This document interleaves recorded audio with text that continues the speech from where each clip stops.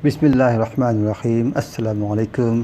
जनाब अली, मेरा नाम आरिफ इकबाल है और मैं आपको अपने चैनल प्राइम आइडियाज़ में खुश आमदीद कहता हूँ। आज मैं आपकी खिदमत में एक नहायत अफसोसनाक, अलमनाक और दिल खराश हादसे की रुदात शेयर करने के लिए आया हूँ। ये हादसा दो ट्रेन्स के दरमियान हुआ। हादसा पेश आया है मोरखा 7 जून 2021 अलस सुबह तकरीबन 3:40 पर। हादसे की तफसील में जाने से पहले मैं आपसे अर्ज़ करना चाहूँगा कि अगर आप मेरे चैनल पर नए हैं तो पहले इसे सब्सक्राइब कर लीजिए ताकि हमारी तरफ से जारी होने वाली हर नए वीडियो की अपडेट आपको बआसानी मिल जाए। चलिए अब हादसे की तफसील जानते हैं और फिर उसका तजज़िया करते हैं। एक ट्रेन का नाम है मिल्लत एक्सप्रेस और दूसरी का नाम है सर सईद एक्सप्रेस। मिल्लत एक्सप्रेस कराची से सरगोदा जा रही थी, जबकि सर सईद एक्सप्रेस रावलपिंडी से कराची जा रही थी। हादसा पेश आया है लेरकी और रेती लेन स्टेशन के करीब। जिस वक्त मैं ये रिकॉर्डिंग कर रहा हूँ मेरे सामने एक अखबार मौजूद है। उस अखबार की इतला के मुताबिक 55 अफराद जाँ भाग हुए और 110 अफराद ज़ख्मी हुए। जनाब अली, सूरत हाल कुछ यूँ बनी कि मिल्लत एक्सप्रेस की कई बोगियाँ पटरी से उतर कर मुखालिफ ट्रैक पर आ गई और उसके सिर्फ 2 मिनट के बाद ही सर सईद एक्सप्रेस मुखालिफ सिम से आई और यूँ टक्कर होने के बाद खौफनाक हादसा वक़ूअ पज़ीर हो गया। जनाब अली, ट्रेन का ये कोई पहला मुनफरिद वाक़या नहीं है। देखिए, हादसा हर जगह होते हैं, लेकिन हादसा से अक्लमंद लोग सीखते हैं। दुनिया के और मुल्कों में भी हादसा होते हैं। एक दफ़ा हादसा पेश आ जाए तो इंसान को उससे सीखना चाहिए और आइंदा वो गलती रिपीट नहीं होनी चाहिए। अक्लमंदी का तकाज़ा यही है कि आइंदा वो गलती रिपीट नहीं होनी चाहिए और जिन लोगों की कोताहियों की वजह से वो गलती वक़ूअ पज़ीर हुई हो उन लोगों को अपनी गलती का एतराफ़ करना चाहिए और आइंदा अपनी ज़िम्मेदारियों को प्रॉपर तरीके से निभाने का अज़्म करना चाहिए। इसके अलावा अगर किसी टेक्निकल फ़ॉल्ट की वजह से हादसा पेश आया हो तो आइंदा के लिए तमाम ज़रूरी इक़दामात वक्त से पहले चेक किए जाने चाहिए ताकि हादसा वक़ूअ पज़ीर ना हो।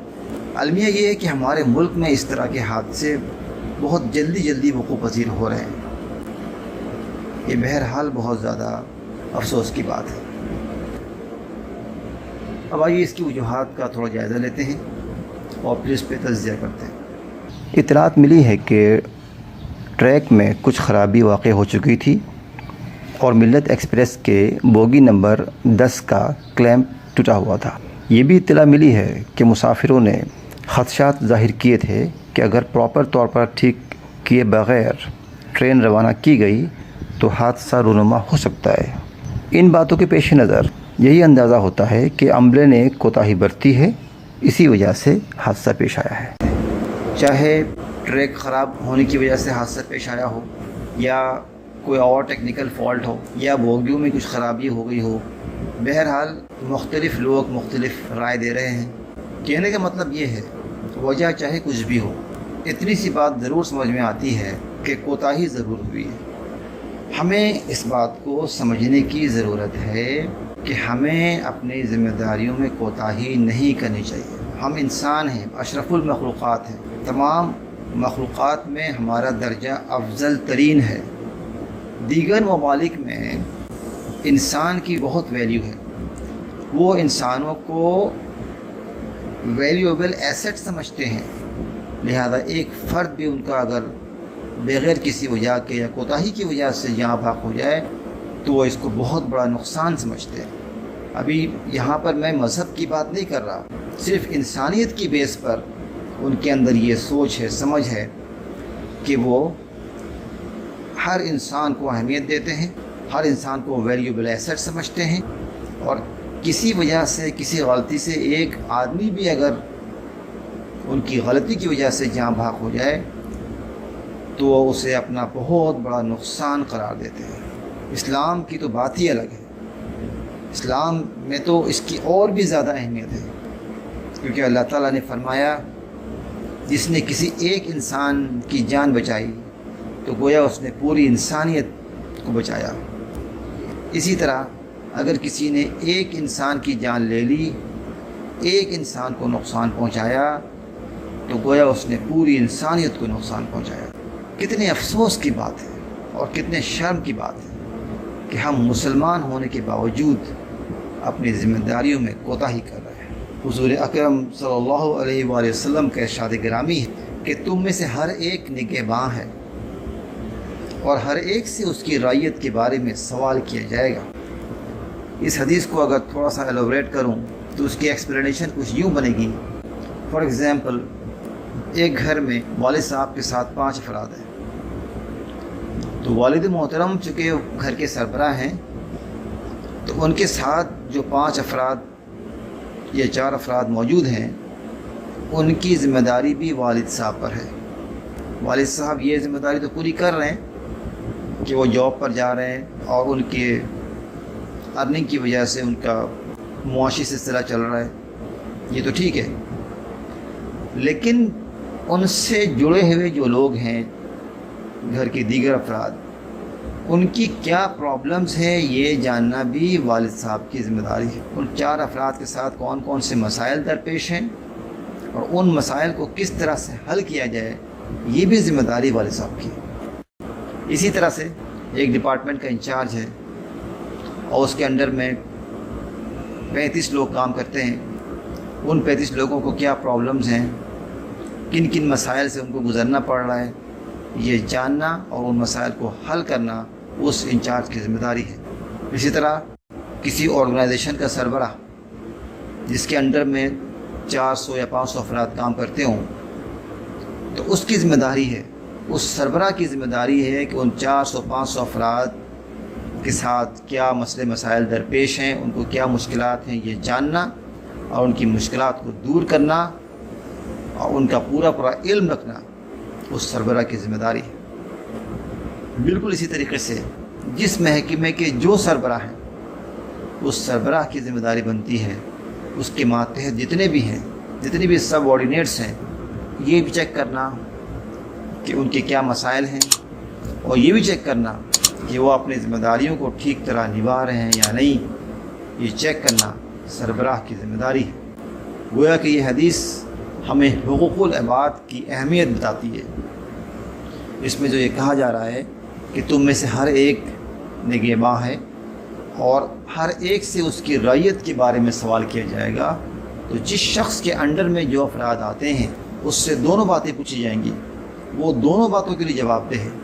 نمبر 1، ان سے ریلیٹڈ جو لوگ ہیں ان کے مسئلے مسائل کو اس نے حل کیے کہ نہیں کیے، اور اس کے انڈر میں آنے والے لوگ اپنی اپنی ذمہ داریوں کو پراپر وے میں نبھا رہے ہیں یا نہیں، اس کا اس نے جائزہ ٹھیک طرح سے لیا یا نہیں، یہ بھی سربراہ کی ذمہ داری ہے۔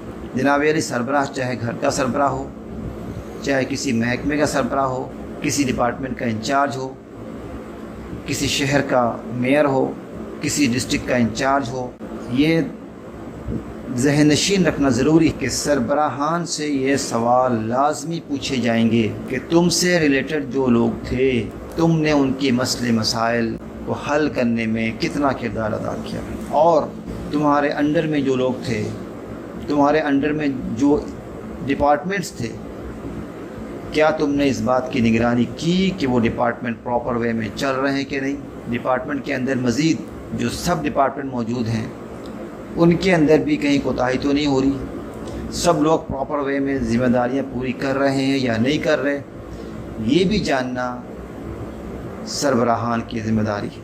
یہ جو حادثہ پیش آیا ہے یہ انتہائی افسوس کی بات ہے، اس میں جتنا بھی افسوس کیا جائے کم ہے۔ ذرا سوچئے، تھوڑی دیر کے لیے خود کو اس گھرانے کا فرد سمجھ کر سوچئے جس گھرانے کا چشم و چراغ گل ہو گیا، کسی کی والدہ چلی گئیں، کسی کے والد محترم چلے گئے، کسی کا بیٹا چلا گیا، کسی کی بیٹی چلی گئی، کسی کی بہو چلی گئی، کسی کا نواسہ چلا گیا۔ خود کو اس خاندان کا فرد محسوس کرتے ہوئے ذرا اس کو تصور میں لانے کی کوشش کیجیے۔ اللہ نہ کرے اگر یہ حادثہ ہمارے گھر کے کسی فرد کے ساتھ ہوتا تو ہم پر کیا گزرتی۔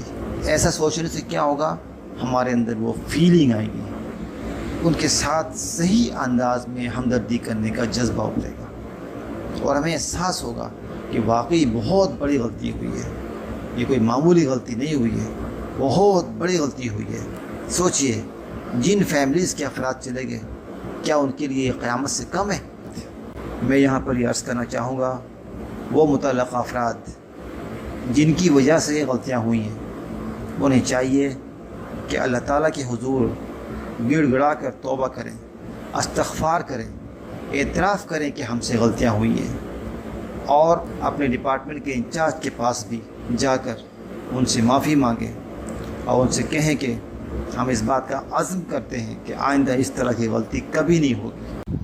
جناب علی، ہمیں یہ بات ذہن نشین رکھنے کی ضرورت ہے کہ اگر ہم اپنی غلطیوں کی اس دنیا میں معافی مانگ لیں تو اس میں ہمارے لیے زیادہ بہتری ہے، ادروائز اللہ تعالیٰ کا قانون بہت سخت ہے، کوئی بھی مکافات عمل سے بچ نہیں سکتا۔ اگر آپ نے یہاں پہ معافی نہیں مانگی تو اللہ تعالیٰ کے قانون کے مطابق آخرت کی زندگی، جو کہ لاکھوں کروڑوں سال پہ مشتمل ہے، وہ آپ کے لیے خطرے میں پڑ جائے گی۔ وہاں آپ کو ایک طویل عرصے تک نہ ختم ہونے والی زندگی میں اذیت کا سامنا کرنا پڑے گا۔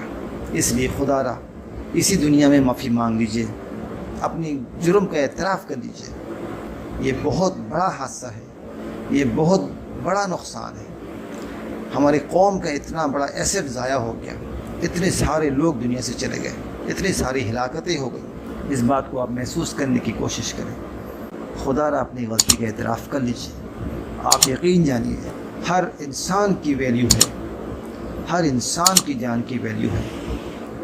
اللہ تعالی ہم سب پر اپنا رحم و کرم فرمائے، اللہ تعالی ہم سب کو اچھی سمجھ عطا فرمائے، اللہ تعالی ہمیں اپنی ذمہ داریوں کو احسن طریقے سے نبھانے کی توفیق عطا فرمائے، اور ہم نے اب تک ذمہ داریوں میں جو کوتاہیاں کی ہیں اللہ تعالیٰ انہیں معاف فرمائے، اور اللہ تعالیٰ ہمیں سیدھی راہ پہ چلنے کی توفیق عطا فرمائے۔